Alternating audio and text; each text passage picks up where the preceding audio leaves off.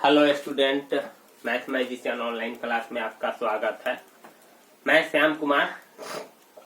आज हम आपको बता रहे हैं कि द्विघात समीकरण वाला जो धारा और रेलगाड़ी यानी चाल और रेलगाड़ी या धारा या नाव, ऐसा सवाल सब जो होता है अक्सर स्टूडेंट को कंफ्यूज करते रहता है। तो आज हम उसी कंफ्यूज को आज हम दूर कर देते हैं। सबसे पहले हम आपको बता रहे हैं कि रेलगाड़ी और चाल वाला जो प्रश्न होता है उसको आप द्विघात समीकरण बना करके किस प्रकार से हल करते हैं, यही क्वेश्चन आज हम आपको बहुत ही आसान तरीकों से बता रहे हैं। इसीलिए स्टूडेंट आप ध्यान से समझिएगा कि सबसे पहले देखिए, सवाल को पढ़िए और समझिए कि क्या लिखा हुआ है। लिखा हुआ है कि एक रेलगाड़ी 360 किलोमीटर दूरी एक समान चाल से, एक समान का मतलब होता है कि एक निश्चित चाल जो होता है वह एक समान चाल से तय करती है। कितना किलोमीटर की दूरी तय करता है? 360 किलोमीटर की दूरी तय करती है।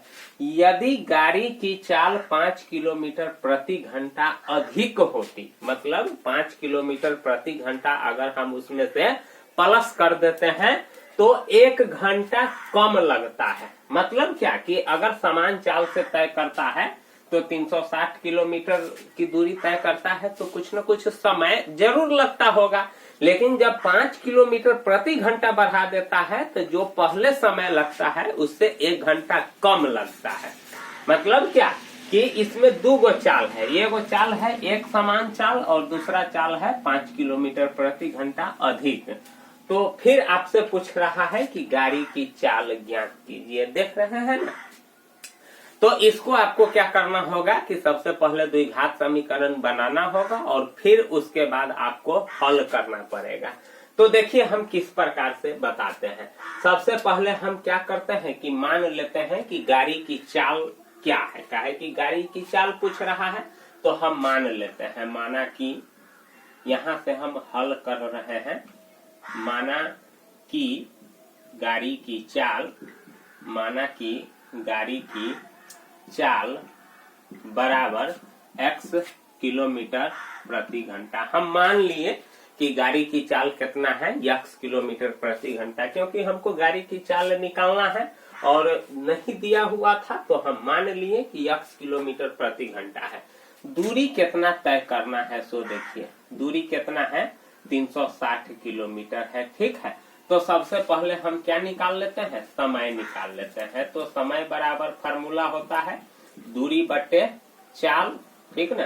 तो दूरी आपका कितना है, 360 है और चाल है आपका इतना घंटा समय लगेगा। 360 बटे x घंटा समय लगेगा x के हिसाब से। ठीक है, अब हम क्या करते हैं कि चाल 5 किलोमीटर प्रति घंटा अधिक बढ़ा देता है। तो यहाँ लिखेंगे कि चाल वृद्धि करने पर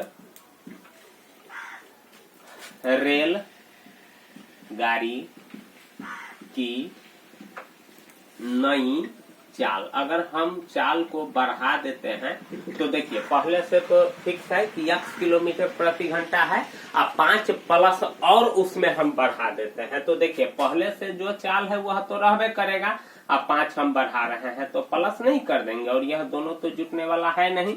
इतना किलोमीटर प्रति घंटा की रफ्तार से अब यह ट्रेन चलेगा, रेलगाड़ी चलेगा। चलिए, और दूरी कितना है, उतना ही है, 360 किलोमीटर की दूरी तय करना है। तो फिर हम समय निकाल लेते हैं। समय बराबर क्या होता है, दूरी बटे चाल। तो क्या हो जाएगा, 360 बटे x प्लस 5 घंटा। इतना समय लगेगा कि नहीं लगेगा? अब देखिए अगर हम समान चाल से तय करते हैं दूरी को तो इतना घंटा लगता है, अगर हम 5 प्लस कर देते हैं तो इतना घंटा लगता है। तो कहता है कि अगर हम 5 करते हैं तो 1 घंटा कम लगता है। तो देखिए यह दोनों तो समय है। तो स्टूडेंट देखिए अब समीकरण कैसे बनाते हैं। यहाँ कह रहा है कि पहले जिस चाल से यानी दूरी तय कर रहा है और बाद में हम 5 बढ़ा देते हैं तो 1 घंटा कम लगता है। तो इसका मतलब है कि दोनों का जो समय होगा उसमें 1 घंटा का अंतराल होगा। मतलब पहले जो समान चाल से तय करेगा वह समय और बाद में हम 5 बढ़ाएंगे, वह समय, दोनों का जो समय होगा उसके बीच का अंतर 1 होगा। तो अब हम यही समीकरण बनाते हैं कि इस दोनों के अंतर बराबर 1 कर देते हैं, क्योंकि 1 घंटा का अंतराल है। चलिए अब बात रह गया है कि देखिए, अगर आप बड़ा इकाई माइनस छोटा इकाई कीजिएगा तब ना बराबर 1 कीजिएगा, और नहीं तो अगर छोटा इकाई माइनस बड़ा इकाई करते हैं तो फिर -1 आने की आशंका रहता है। तो सबसे पहले हम यह देखते हैं कि मेरा कौन समय बड़ा है। तो देखिए, स्पीड ज्यादा होगा तो समय कम लेगा, और स्पीड कम होगा तो समय ज्यादा लेगा, यही बात ना। अगर स्पीड मतलब चाल अगर ज्यादा होगा तो समय कम लेगा, और समय यानी चाल कम होगा तो समय ज्यादा लेगा। तो इसका मतलब है कि ये समय ज्यादा है। तो चलिए 360 यहाँ से हम फिर बना रहे हैं, ठीक ना। यहाँ से थोड़ी हटाइए, 360 बटे यक्स माइनस क्या हो जाएगा 360 बटे यक्स प्लस 5। देखिए दोनों के समय का अंतर कितना है, 1 है। 1 घंटा कम लेता है, तो इसका मतलब है कि दोनों के समय का अंतराल बराबर 1 हो गया। अगर आप इतना माइनस इतना करते तो बराबर में -1 लिखना पड़ता। क्यों? क्योंकि यह छोटा इकाई है, यह बड़ा इकाई है, तो फिर उल्टा आप घटा देते तो माइनस में आ जाता। यही सोचना रहता है, और यही से आपका माइनस प्लस दिक्कत हो जाता है। हमेशा आप बड़ा समय माइनस छोटा समय कीजिएगा, और बड़ा समय और छोटा समय को कैसे पहचानते हैं वह आप समझ गए कि अगर स्पीड कम होगा तो समय ज्यादा लेगा, अगर स्पीड ज्यादा होगा तो समय कम लेगा। तो जाहिर सी बात है कि यह समय कम है और यह समय ज्यादा है, तो ज्यादा माइनस कम कर दिए, बराबर में +1 आ जाएगा। अब हम क्या करेंगे कि बटा पर के घटाव करेंगे, तो नीचे का एलसीएम लेते हैं। चलिए ठीक है, अब इसको समीकरण के तौर पर हल करते हैं। तो क्या हो जाएगा, यक्स नीचे का सबसे पहले हम एलसीएम लेते हैं, तो यक्स इंटू यक्स प्लस 5 हो जाएगा। अब यक्स से यक्स खत्म हो जाएगा, यानी इससे अब इसमें भागे न देंगे, तो यक्स से यक्स कट जाएगा, तो बच जाएगा यक्स प्लस 5 से इसमें गुना हो जाएगा, यानी 360 इंटू यक्स प्लस क्या हो जाएगा 5 माइनस। अब फिर इससे इसमें भाग देंगे तो यक्स प्लस 5 कट जाएगा, तो यक्स बचेगा, तो क्या हो जाएगा -360 बराबर यक्स बराबर 1। अब हम इसको आगे बढ़ाते हैं, तो गुना कीजिए, तो 360 यक्स आप प्लस गुना कर दीजिए, 0 5 36 और 5 15 3 18 माइनस 360 यक्स बटे यहाँ भी गुना हो जाएगा, यक्स स्क्वायर और प्लस 5 यक्स बराबर कितना हो जाएगा 1 हो जाएगा। नहीं, बटा पर के घटाव करके अब गुना कर रहे हैं। देखिए 360 यक्स प्लस है और यह माइनस है, तो कट जाएगा। अब आपका एक टर्म और आगे कितना हुआ 1800 बटे यक्स स्क्वायर प्लस 5 यक्स बराबर 1/1 कर सकते हैं। तिरछा गुना अब हम कर देते हैं, तो क्या हो जाएगा यक्स स्क्वायर प्लस 5 यक्स बराबर 1800। नहीं, अब हम क्या करते हैं कि 1800 को इधर खींच लेते हैं। तो स्टूडेंट एक मिनट,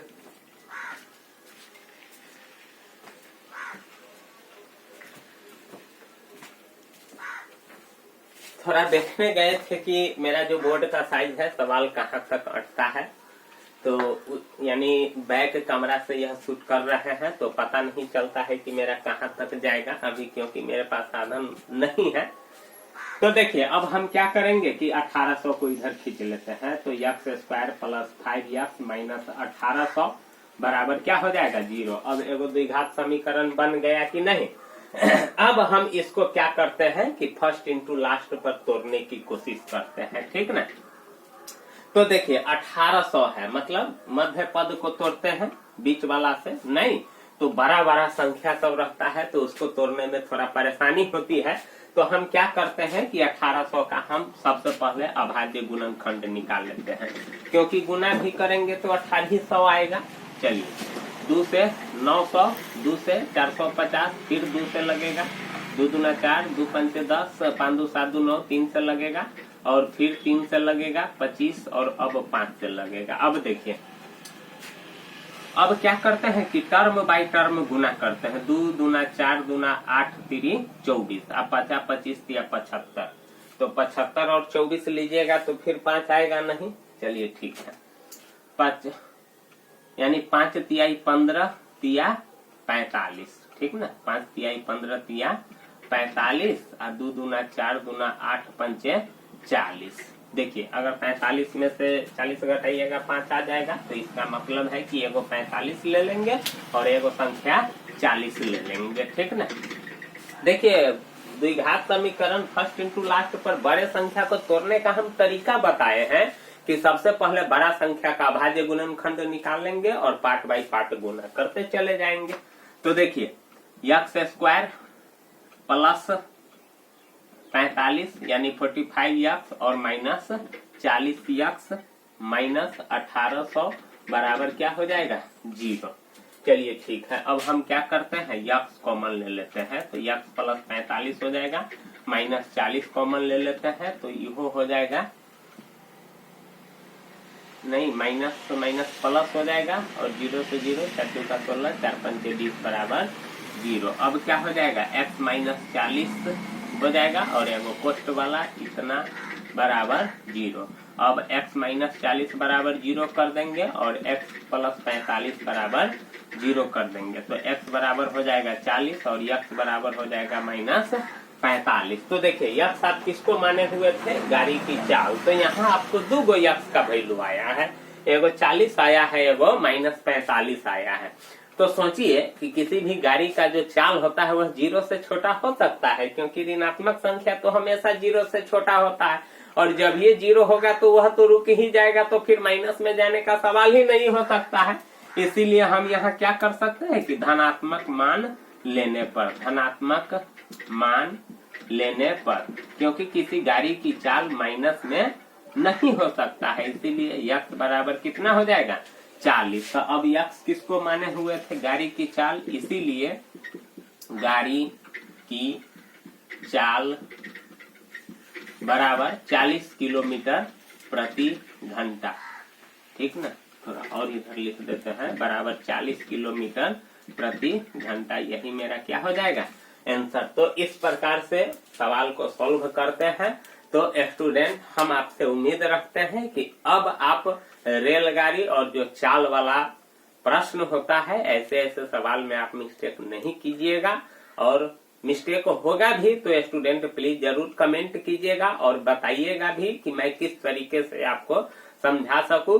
तो आज के लिए इतना ही, फिर अगला सवाल दूसरे वीडियो में मिलेगा। इसके लिए थैंक यू, धन्यवाद। प्लीज चैनल को जरूर सब्सक्राइब कर लीजिएगा। Thank you.